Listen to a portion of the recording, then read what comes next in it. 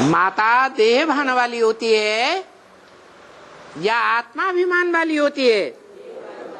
देह भान वाली होती है। माताओं कन्याओं को देह का बड़ा होना रहता है। क्यों है? पुरुषों को देह का बड़ा होना न होना क्यों नहीं रहता है? ज्यादा सुंदरता कौन से शरीर में होती है? माताओं कन्याओं के शरीर में जास्ती सुंदरता होती है। बाहरी सौंदर्य ही जास्ती होता है या अंदरूनी दिव्य गुणों की सुंदरता भी ज्यादा होती है? अंदरूनी गुणों की भी सुंदरता ज्यादा होती है।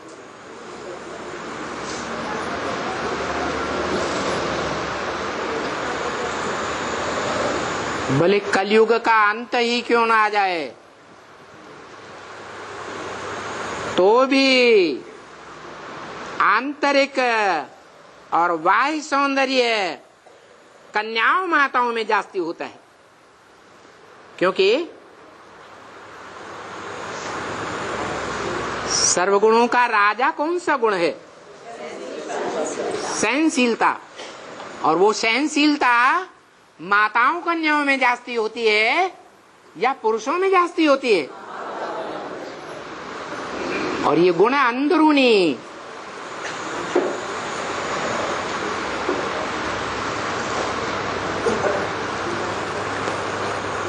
बाह्य नहीं कहा जाता, आंतरिक सौंदर्य गुणों को कहा जाता है। बाह्य सौंदर्य बाद की बात है। नहीं तो बाहर का सौंदर्य अच्छा हो और अंदर विषैलापन भरा हुआ हो, दुर्गुणों से भरा पूरा हो,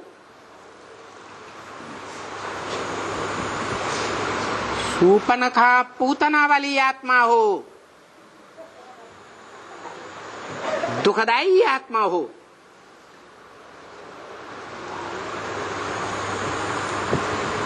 तो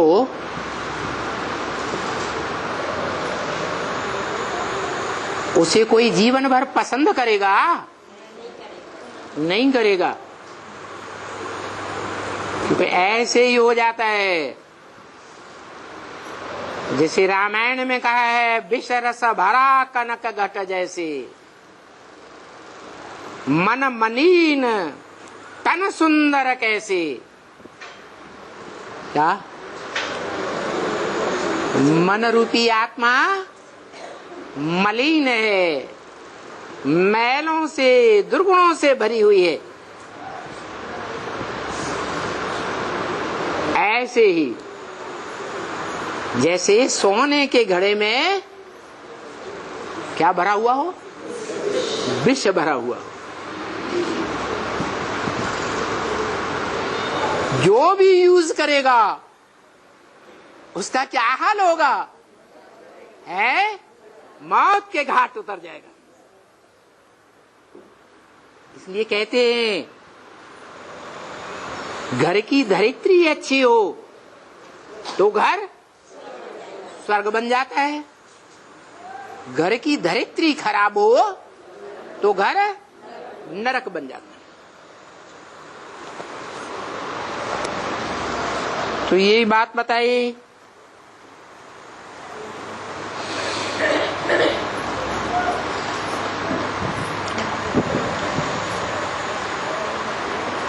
कि जो प्रकृति रूपी माता का रूप है,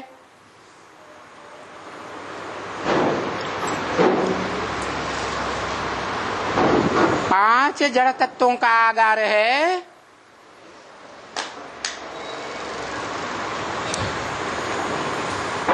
जड़ तत्व बड़ा रूप है या आत्मा बड़ा रूप है?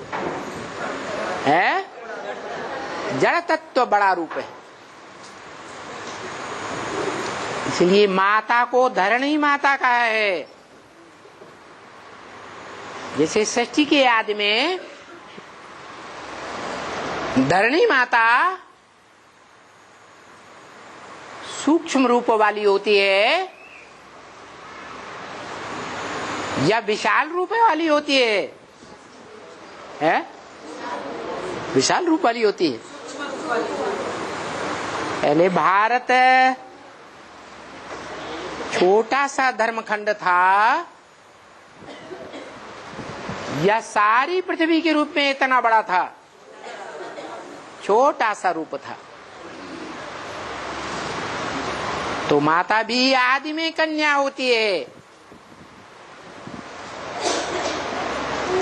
जब माता बनती है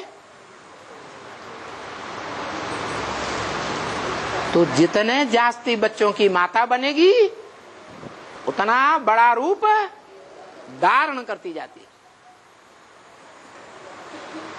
इसलिए उस माता को भी शास्त्रों में भगवान का अवतार दिखाई दिया है, जो छोटे रूप से बढ़ते बढ़ते बढ़ते इतना बड़ा रूप धारण कर लेती है जो बड़ी नदी में भी नहीं समाती। मछली का रूप दिखाया है, मत्स्यावतार। काय का अवतार? मछली का अवतार।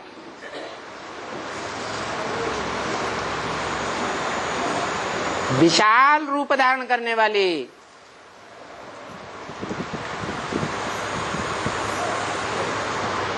ये संसार की जगदम्बा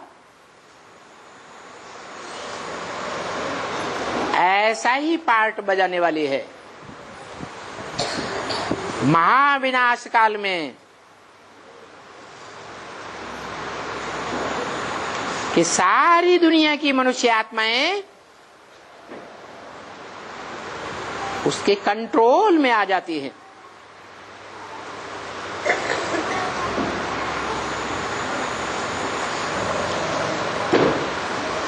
राज करेगा खालसा। सिखों में ये बात आज भी प्रसिद्ध है, क्योंकि वो बड़े ते बड़ी माता जगदम्बा के रूप में पार्ट बजाने वाली कहां से निकलती? पंजाब से निकलती है।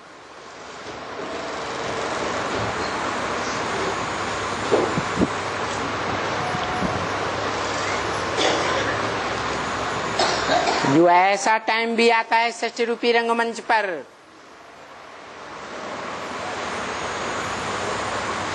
कि सारी मानवीय सृष्टि को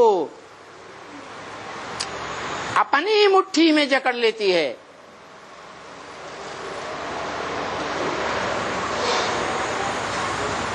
जो यादगार है शास्त्रों में,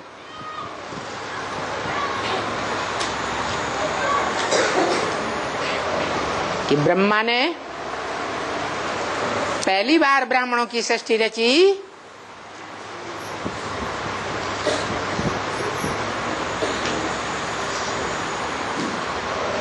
उस ब्राह्मणों की सृष्टि में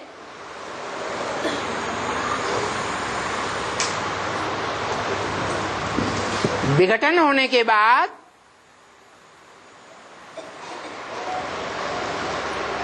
जो नई ब्राह्मणों की सृष्टि रची गई, उस ब्राह्मणों की सृष्टि में कौन मुखिया बने? कोई पुरुष मुखिया था या माता मुखिया थी? कौन सी माता है? ब्रह्मा। ब्रह्मा के लिए तो बोला है, ऐसी ऐसी बच्चियां थी जो मम्मा बाबा को भी ड्रिल सिखाती थी, डायरेक्शन देती थी। हाँ, पहली ब्राह्मणों की सृष्टि का विघटन हुआ तो उस विघटनकारी में जगदम्बा ही महाकाली का पार्ट बजाती है।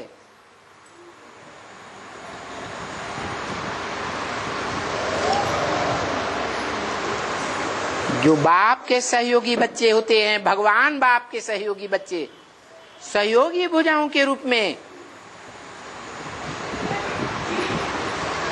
उन सहयोगी भुजाओं को काट काट करके अपनी कमर की लज्जा बचाई लेती है।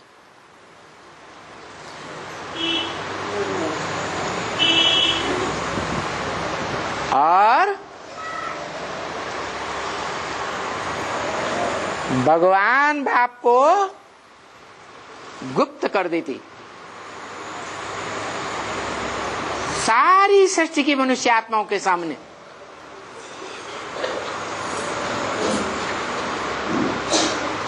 अपने को मुखिया बना लेती। बाप गुप्त हो गया। जो ब्रह्म वाक्य मुरली में बोला, लाश भी गुम कर दी गई।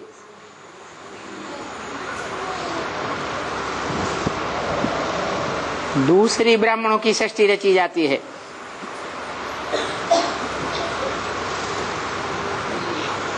उस ब्राह्मणों की सृष्टि में भी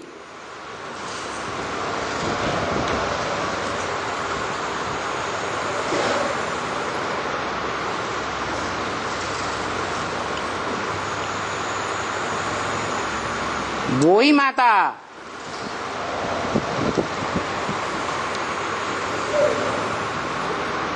जिसका नाम पड़ता है ब्रह्मा। क्या नाम पड़ता? ब्रह्म ने बड़ी, मां माने मां। बड़ी मां के रूप में पार्ट बजाने वाली, परंतु तन पुरुष का होता है।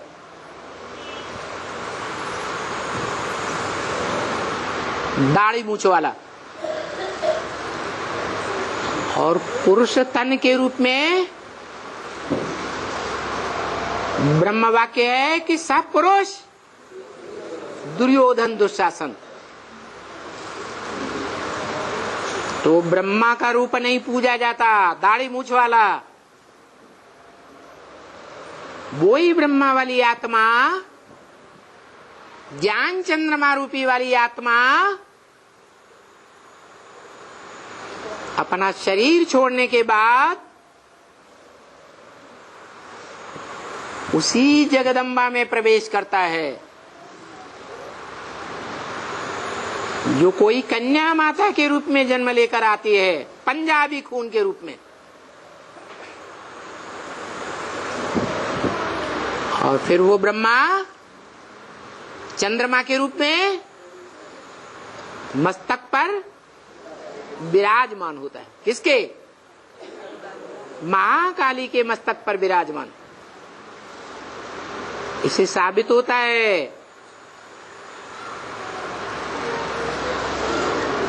कि असली जगत की अम्बा के रूप में पार्ट बजाने वाली आत्मा, सहनशील आत्मा, दादा लेखराज ब्रह्मा की है या वो ज्ञान चंद्रमा ब्रह्मा जिस फीमेल चोले में प्रवेश करता है उसको कहेंगे है। सहनशीलता का पाठ कौन सी आत्मा ने बजाया? ज्ञान चंद्रमा ने बजाया या चंद्रमा जिसके मस्तक पर विराजमान है उसने बजाया?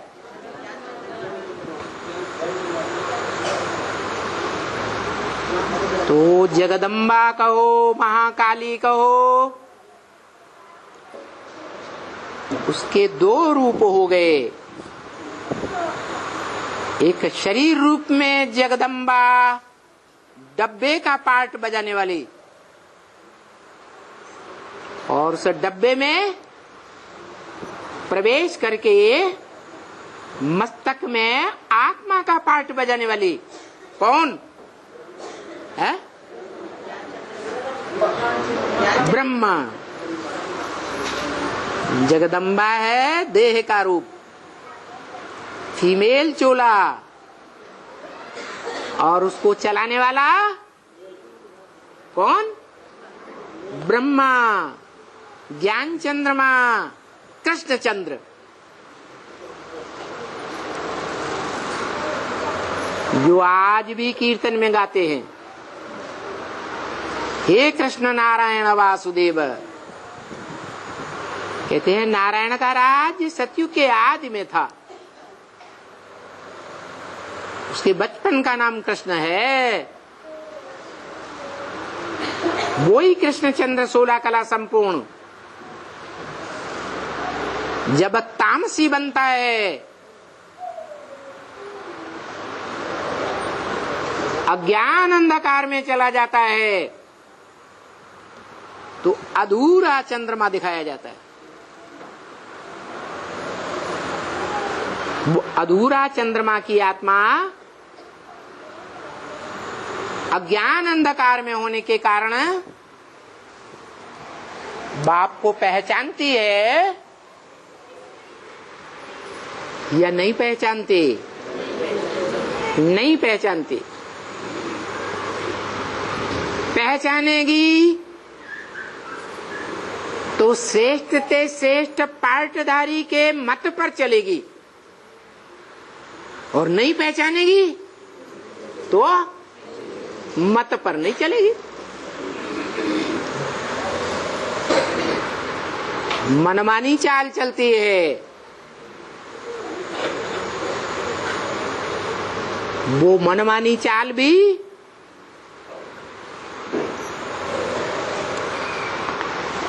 अपनी अकल के अनुसार चलती है या कोई प्रेरणा देने वाला है? अपनी अकल के अनुसार।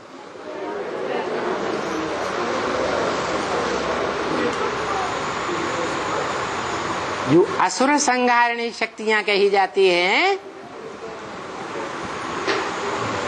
जो संहार अर्थात सृष्टि के विनाश का कार्य करती हैं, वो विनाश का कार्य वास्तव में शिव की जो 3 मूर्तियां हैं, कौन सी मूर्ति का कार्य है? कौन सी मूर्ति के द्वारा विनाश गाया हुआ है? शंकर द्वारा विनाश।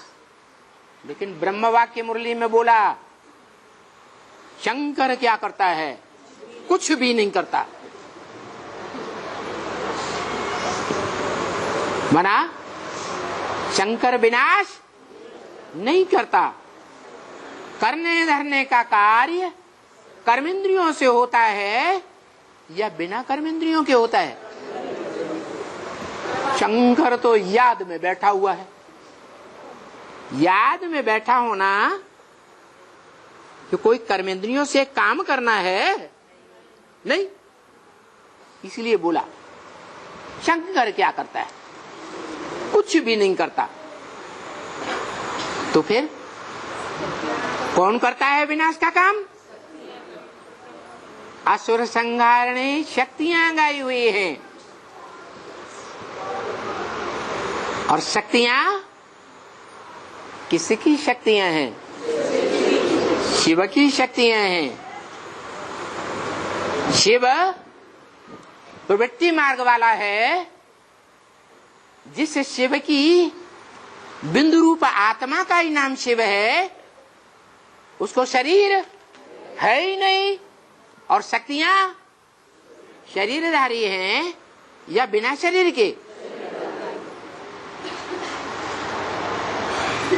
तो शिव आत्मा का जो संबंध है आत्मा रूपी बच्चों के साथ, वो सिर्फ बाप और बच्चे का संबंध है या पति पत्नी का संबंध है? तो शिव की शक्तियां कही जाएं, हा? अरे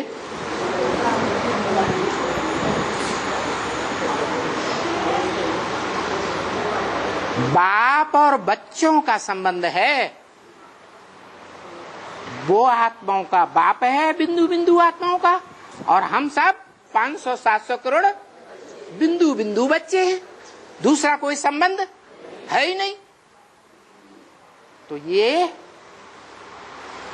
शिव और शक्तियों का संबंध कहां से आ गया है? शिव शक्ति का उपयोग करता है,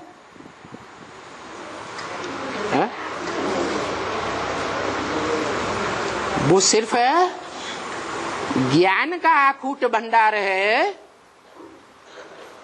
अखूट ज्ञान का भंडार देने वाला है, या योग शक्ति को अप्लाई करता है? ज्ञान का भंडारी है।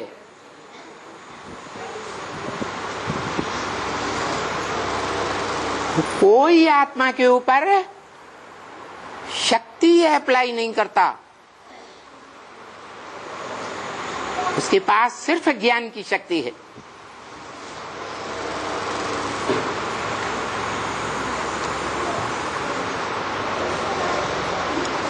कर्म करने के लिए आत्माओं को स्वतंत्र छोड़ता है, या शक्ति के द्वारा कार्य कराता है? स्वतंत्र छोड़ता है। चाहे मेरी श्रीमत पर चलो या न चलो। 80 साल हो गए, श्रेष्ठ मत देते हुए दे। कभी कोई बच्चे के साथ जोर जबरदस्ती की, प्यार का सागर बनकर के रहा, या शक्ति से कार्य कराया?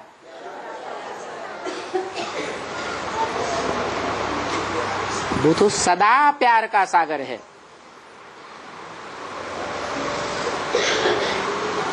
अस्सी साल के अंदर ये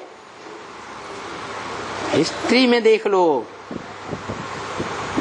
कभी कोई बच्चे के ऊपर जोर जबरदस्ती नहीं की कि मेरी बात मानो तो ठीक, नहीं मानो तो मैं तुम्हारी चटनी बना दूंगा। आज तक भी बच्चे कोई भी नहीं कह सकते कि हम बाप की आज्ञाओं का उल्लंघन नहीं करते हैं। कोई बच्चा हो तो हाथ उठाओ और छाती ठोक के कहो कि हम शिव बाप की श्रीमत का कभी भी उल्लंघन नहीं करते।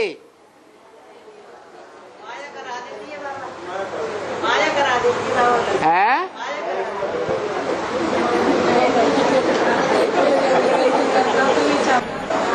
तो माया शिव की शक्ति होने दो, या बच्चे शिव की शक्ति हुए? है? माया ही शिव की शक्ति कही जाएगी। लेकिन शिव अकेला है या डबल है? हैं? डबल है। शिव अकेला है आत्मा या डबल है? अकेला है। उसका सदा काल का साथी कोई है ही नहीं, वो तो तुरीय आत्मा है। उस जैसी आत्मा इस मनुष्य सृष्टि पर कोई भी आत्मा नहीं। वो एक ही आत्मा है जो कभी भी जन्म मरण के चक्र में गर्भ से जन्म लेने वाली नहीं है।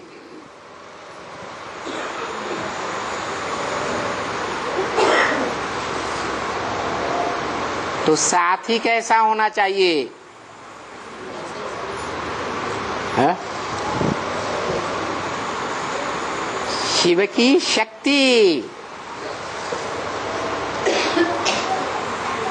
जिसे सदा काल का साथी कहा जाए, वो कैसा होना चाहिए? हाथी का जीवन साथी चींटी बनेगा क्या?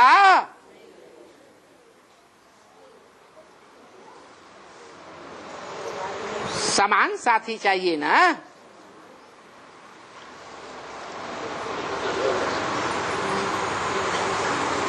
तो वो शिव की शक्ति कौन है?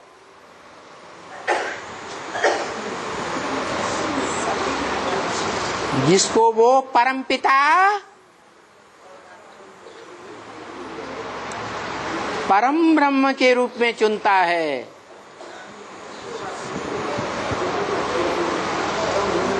वो परम पिता है जिसका कोई पिता नहीं।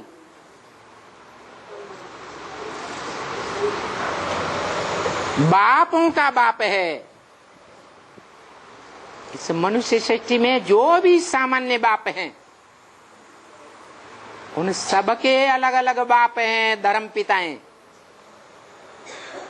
उन सब धर्म पिताओं का बाप है प्रजापिता। ये वो से जैसे वो सब धर्म पिताएं आदम एडम के रूप में मानते हैं। सृष्टि का आदि पुरुष, और उसका भी बाप कोई है या नहीं है?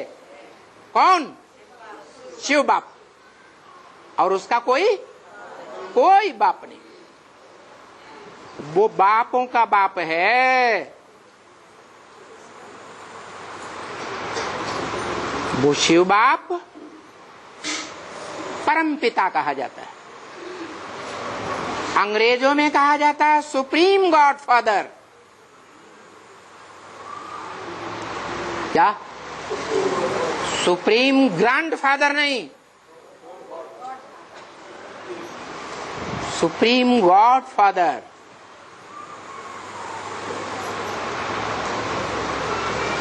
ग्रैंड फादर क्यों नहीं?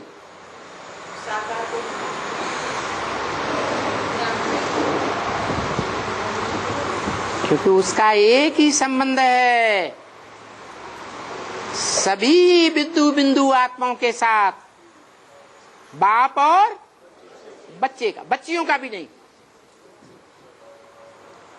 वो जब साकार में प्रवेश करता है मुकर्रर रूप से, तब अनेक प्रकार के संबंध बनते हैं। ग्रैंड फादर का भी संबंध बनता है, जिसे कहते हैं बाप का बाप बाबा। कहते हैं ना बाप दादे। तो बताओ, धर्म पिताओं को तो कहते हैं ग्रेट फादर्स, लेकिन फिर ग्रेट ग्रेट ग्रैंड फादर कौन है? कौन सी आत्मा है जो ग्रेट ग्रेट ग्रैंड फादर का संबंध जोड़ती है मनुष्य सृष्टि में? मनुष्य सृष्टि का बाप वो धर्म पिताओं का भी बाप है। धर्म पिताएं इस मनुष्य सृष्टि में अलग अलग वंशावलियों के बाप हैं, और उन बापों का भी बाप कौन? मनुष्य सृष्टि का बाप आदम, एडम, आदिनाथ, आदिदेव कहा जाता है। तो वो ग्रेट ग्रेट ग्रैंड फादर है, लेकिन सुप्रीम फादर नहीं, क्योंकि उसका भी कोई बाप है, परंतु निराकार आत्मा का बाप। वो निराकार आत्माओं का बाप पुरुष है या स्त्री है? क्या है? पुरुष कहा जाता है शरीर रूपी पुरी में श माना शयन करने वाला। ये शरीर रूपी पुरी, इसमें आराम से शयन करने वाली आत्मा, उसको कहा जाता है पुरुष। कभी भी बेआरामी का अनुभव नहीं करती। कौन सी आत्मा है? परम पुरुष। बाकी है नंबरवार। तो जो परम पुरुष है, सुप्रीम गॉड फादर कहा जाता है, वो परम पुरुष, उसको क्या चाहिए?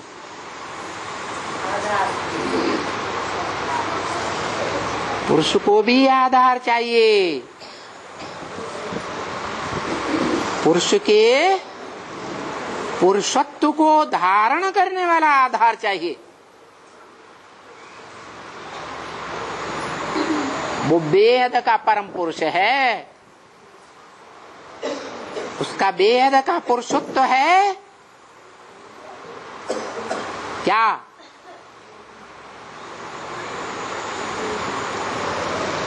त्रिकालदर्शिता का ज्ञान।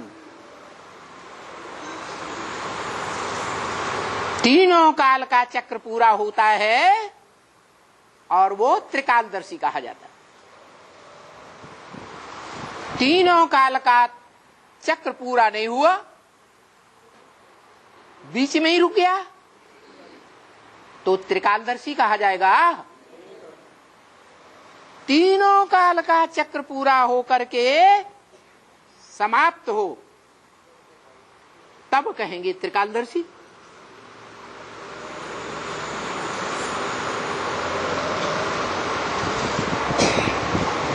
वो परिपूर्ण पुरुष बन गया।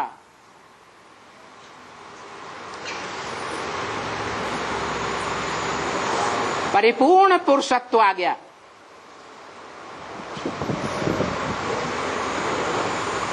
और वो परिपूर्ण पुरुषत्व है ज्ञान का बीज।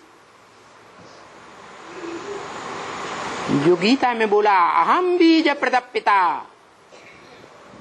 मैं ज्ञान का बीज बोने वाला पिता हूं। अधूरा ज्ञान या त्रिकालदर्शी ज्ञान? त्रिकालदर्शी ज्ञान का बीज बोने वाला बाप हूं। जब वो त्रिकालदर्शिता के आधार पर परिपूर्ण पुरुष बनता है, तो अपने पुरुषत्व को अपने अंदर धारण करके नहीं रह सकता। कोई भी पिता, चाहे हद का पिता हो, हद का नौजवान हो, जब परिपक्वता की स्टेज को पहुंचता है,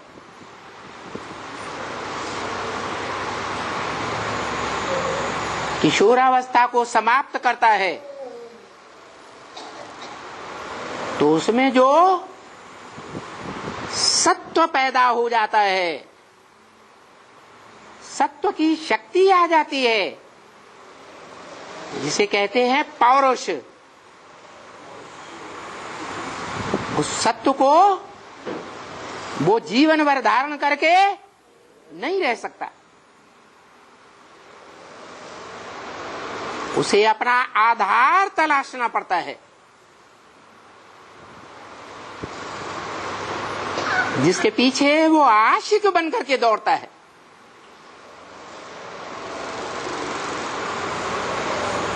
तो जो परम पुरुष है, वो भी आशिक बनता है। और ब्रह्म वाक्य मुरली में बोला है, मैं किसके ऊपर आशिक बनकर आता हूं? भारत के ऊपर आशिक बनकर आता हूं। किसके ऊपर? भारत के ऊपर। क्यों? भारत पर ही आशिक बनकर क्यों आता है?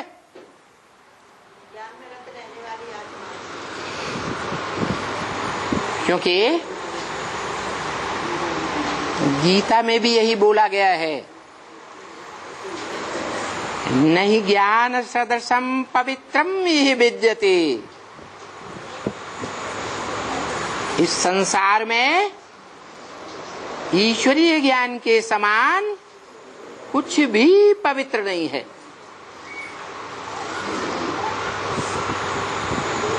और उस ईश्वरीय ज्ञान को धारण करके सदा काल उस ज्ञान में ही रत रहने वाली आत्मा भारत कही गई। सतयुग और त्रेता में तो जब देवता बनती है तो सार रूप में अपन को ज्ञान का सार ज्योति बिंदु समझ कर रहती है। और जब द्वैतवादी द्वापर युग शुरू होता है तो भी जो संगम युग में ईश्वर से ज्ञान लिया है उस ज्ञान के भंडार में ही रत रहती है। द्वापर के आदि में जो वेद लिखे जाते हैं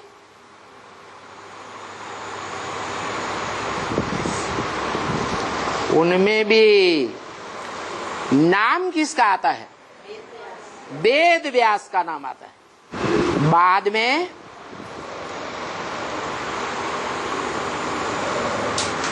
वेदों को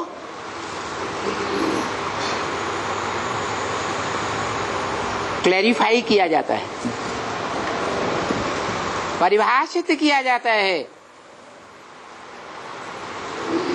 वेदों की जो ऋचाएं हैं उन ऋचाओं को विस्तार से आरण्यक और ब्राह्मण ग्रंथों में समझाया जाता है।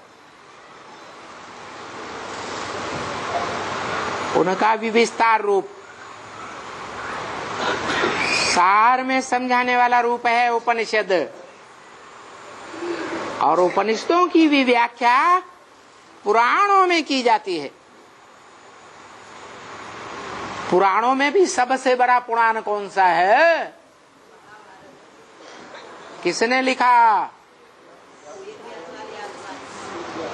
व्यास ने ही लिखा।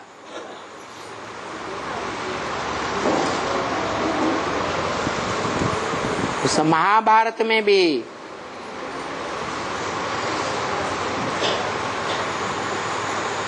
जो गीता के श्लोक दिए गए हैं उस गीता में भी ये शब्द आया है। किसकी प्रसन्नता से गीता ज्ञान मिला? व्यास प्रसादात। फिर जो अंत में पुराण लिखे गए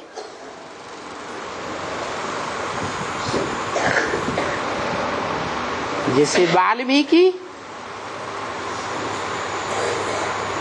के द्वारा रामायण पुराण लिखा गया,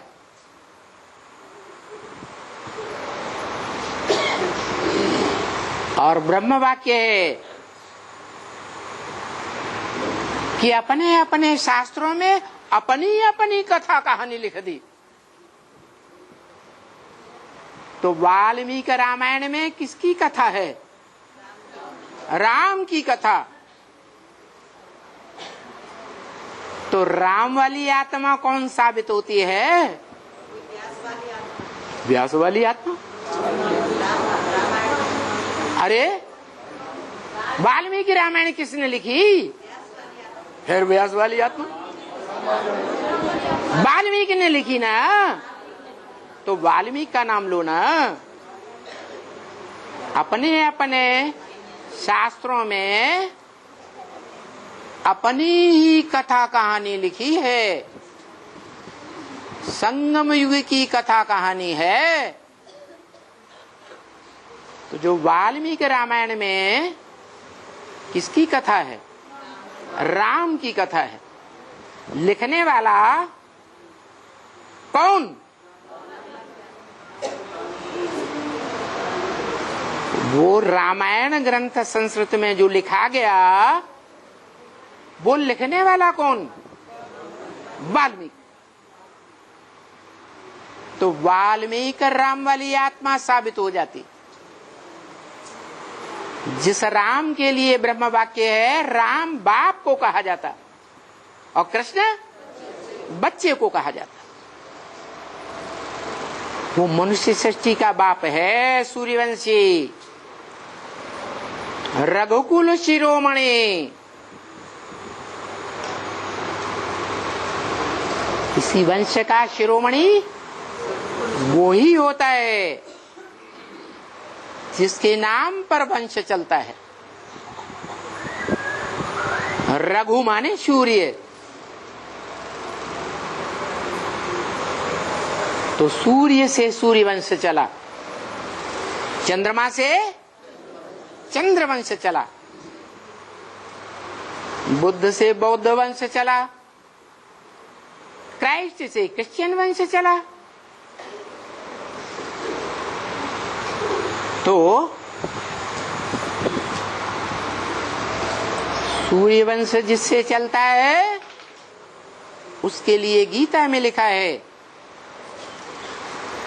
कि जब मैं आता हूं तो पहले पहले किसको ज्ञान देता हूं? ईश्वर जब आता है तो किसको देता है? ईश्वरीय ज्ञान है, सूर्य को देता है। जिसको देता है वो बाप उसको अपना टाइटल सुपुर्द कर देता है।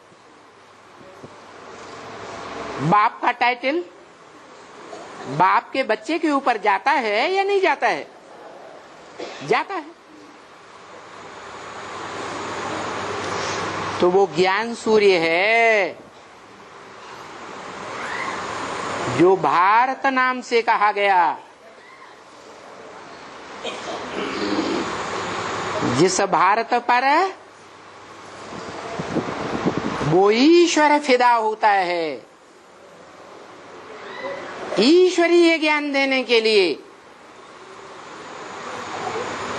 ईश्वरीय ज्ञान का जो सत्व उसमें है, वो सत्व धारण कराने के लिए वो धरणी चुनता है। जिस धरणी का नाम परम ब्रह्म कहा जाता है, क्योंकि ब्रह्म वाक्य है, मैं जिसमें भी प्रवेश करूंगा उसका नाम ब्रह्मा रखूंगा। दादा लेख रहे में लेखराज में प्रवेश करता हूं, भले पुरुष तन है तो भी उसका नाम क्या रखता हूं? ब्रह्मा नाम रखता हूं, क्योंकि ब्राह्मणों की उत्पत्ति करनी है, ब्राह्मणों का परिवार बनाना है। इसी तरह जो ब्रह्मा नामधारी हैं, उनमें जो परम पाठधारी ब्रह्मा है, जो ब्रह्मा सो अव्वल नंबर विष्णु बनता है, उस ब्रह्मा का नाम देता हूं परम ब्रह्म। इसलिए शास्त्रों में गायन है कि बड़े ते बड़ा गुरु कौन, जिसको नमन किया जाए, बुद्धि झुकाई जाए। गुरुर् ब्रह्मा गुरुर् विष्णु गुरुर्देवो महेश्वर गुरु साक्षात परम ब्रह्म तस्मै श्री गुरुवे नमः। और किसी को नमन, ये सर नहीं झुकेगा। जैसे तुलसीदास ने कहा, क्या तुलसी मस्तक तब नवै जब धनुष बाण ले हाथ। क्या ऐसा पुरुषार्थ रूपी चाप कहो, धनुष कहो, जहाज कहो, जो शास्त्र में गाया हुआ है। शंकर चाप जहाज जई चढ़ी उतरे पार नर। ऐसा जहाज है इस संसार सागर का, जिस सागर पर जो भी चढ़ेंगे मनुष्य नर, वो इस विषय सागर से पार क्षीर सागर में चले जाएंगे। शंकर चाप जहाज जही चढ़ी उतरे पार नर, बूढ़ सकल संसार। बाकी संसार सारा डूब जाए। तो उसे चाप कहो, उसे धनुष कहो, उसे जहाज कहो। जो ब्रह्म वाक्य मुरली में भी प्रसिद्ध है, चंद्रकांत वेदांत जहाज।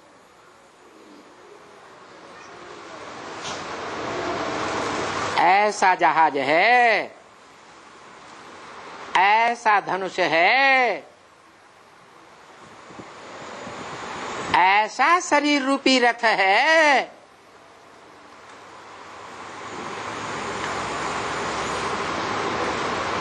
प्यान बाण छोड़ने का पुरुषार्थ कराने वाला धनुष।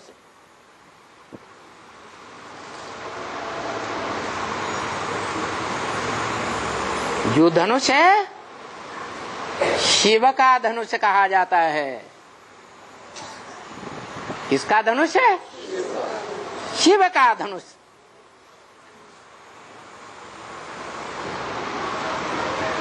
बताओ वो शिव का धनुष कौन सा है?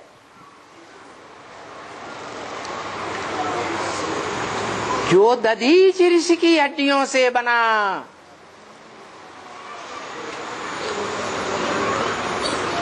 कौन है दधीचि ऋषि?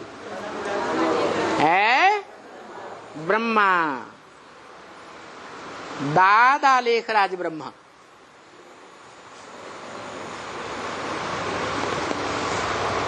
जिन्होंने अपनी हड्डी हड्डी स्वाहा कर दी। पुरुषार्थी जीवन में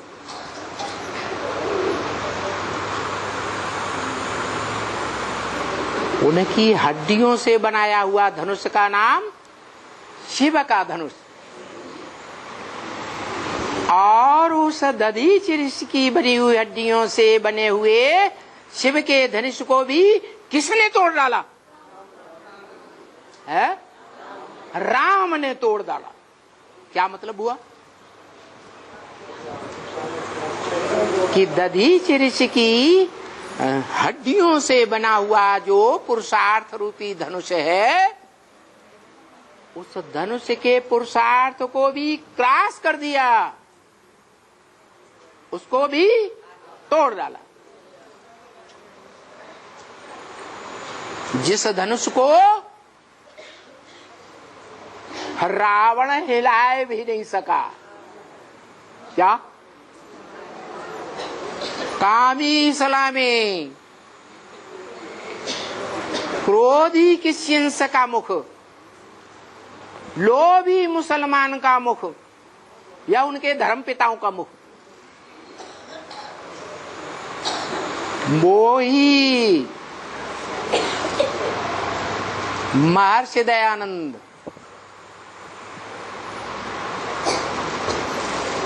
कितने मोही है? इतना मोह आ गया कि कोई भी धर्म में कन्वर्ट होने वाली आत्मा हो, कोई भी आ जाओ, हम उसको हिंदू बना लेंगे। हमें किसी धर्म की परवाह नहीं है। क्या क्या बोला? धर्म के बारे में क्या बोला? धर्मनिरपेक्ष राज्य। आर्य समाजियों ने कैसा राज्य स्थापन किया? कोई धर्म की अपेक्षा हमको नहीं है, हमको सिर्फ वोट दे दो। तुम हिंदू हो, मुसलमान हो, क्रिश्चियन हो, बंगी हो, चमार हो, कुछ भी हो, हमको क्या दे दो? तुम धर्म को मानने वाले हो, न मानने वाले हो, नास्तिक हो, आस्तिक हो, कुछ भी हो, हमें कुछ मतलब नहीं, हमको वोट दे।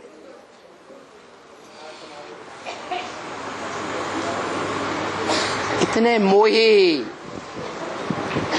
परिवार को बढ़ाने में, परिवार को संगठित करने में इतना बड़ा मोही धर्म दुनिया का कोई हो ही नहीं सकता।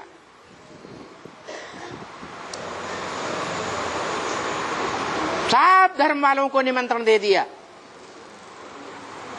दुनिया का सारा कचरा इकट्ठा कर लिया। अरे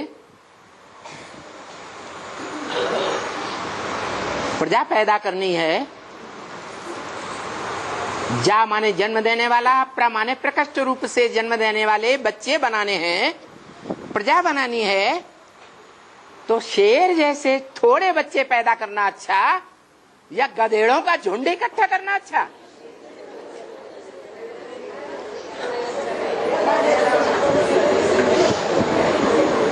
वो गधेड़े शासन चलाएंगे है? इस संसार रूपी जंगल में कौन शासन करता है? शेर शासन करता है या गधेड़े शासन करते हैं? इसलिए बाबा ने बोला, प्रजा के ऊपर प्रजा का शासन है बेकायदे राज्य। असली शासन कौन सा है? कायदे से राजाओं का शासन। जो राजा बनाने वाला एक भगवान बाप के सिवाय कोई हो ही नहीं सकता। ये राजाई की शिफ्ट सिखाने वाला एक परमपिता परमात्मा के सिवाय दुनिया में कोई धर्म पिता नहीं है। जो स्वाधीन राजा बनाए, सब अधीन बनाने वाले हैं। इस दुनिया में जो भी मनुष्य मात्र हैं, सब आधीन बनाने वाले हैं या स्वाधीन बनाने वाले हैं? सब आधीन बनाने वाले। क्यों? एक भी सदाकाल स्वस्थिति में रहने वाला नहीं। इस मनुष्य सृष्टि में एक ही आत्मा है,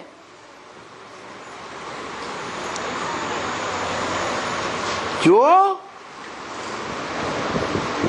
सदाकाल स्वस्थिति में रहने वाली आत्मा को फॉलो करती है। मनुष्य सृष्टि का बाप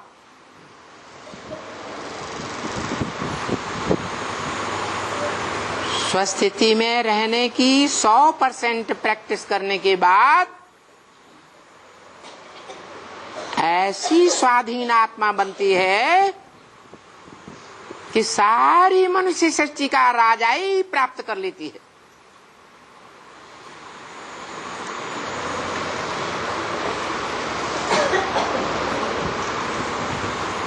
स्वाधीन,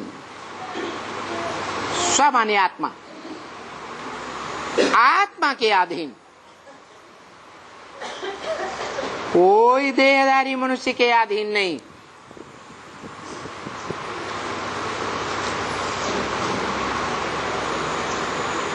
तो बोला कौन से राज्य में रहना है?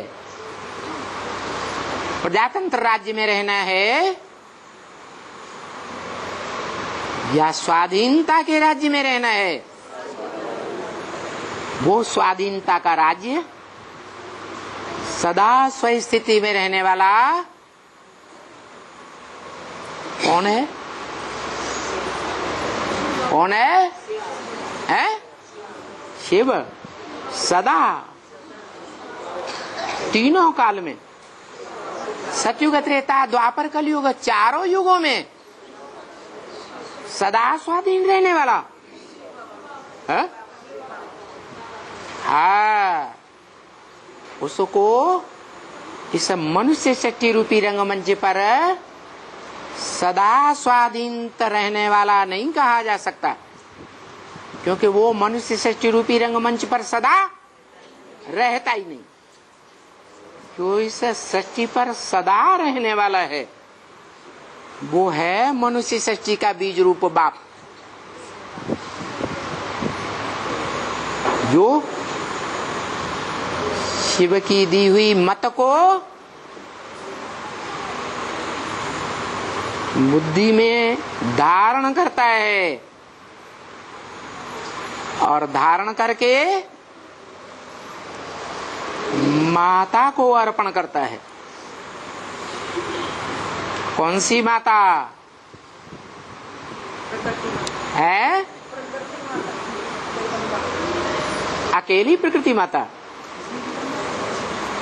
प्रकृति माता पंच तत्वों का संघात देह है या चैतन्य है? देह अभिमान की प्रतिरूप है, लेकिन वो माता चैतन्य है या 100% जड़ है? 100% जड़ है। परंतु जब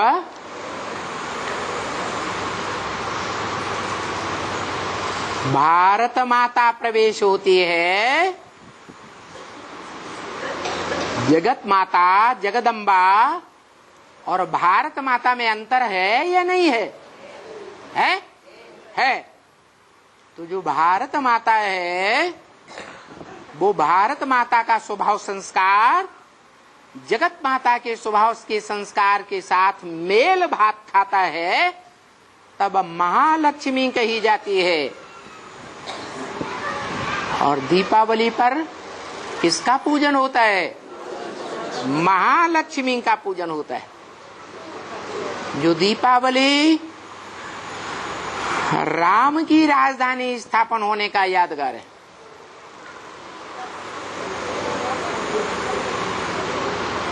दशहरे के बाद 10 सिरों का हरण करने के बाद राम की राजधानी की यादगार है दीपावली। वो दीपावली तब ही होती है जब महालक्ष्मी रूप धारण करती है। 2 लक्ष्मी मिल जाती है, जगदम्बा, दूसरी भारत। चैतन्य कौन है? भारत माता। जड़ कौन है? जगदम्बा। जड़ तो बुद्धि कैसे? पहचान करके छोड़ देती नहीं। पहचान करके छोड़ने वाले तो हम बच्चों में ढेर के ढेर निकलते हैं, लेकिन सबसे जास्ती बाप का संग का रंग प्रैक्टिकल में लेने वाली, सबसे जास्ती लंबे समय तक साथ रहने वाली, फिर भी बाप को भूल जाती है।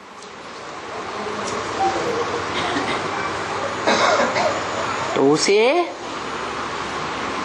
जड़त्वमयी बुद्धि कहें या चैतन्य बुद्धि के, जड़त्वमयी बुद्धि। और जो भारत माता कही जाती है, भा माने ज्ञान की रोशनी, रत माने लगी रहने वाली। सिर्फ बोल बोल के आधार पर, सुनने सुनाने के आधार पर, समझने समझाने के आधार पर भारत माता या प्रैक्टिकल जीवन में स्वयं धारण करके ईश्वरीय ज्ञान को दूसरों को भी धारण कराने वाली भारत माता।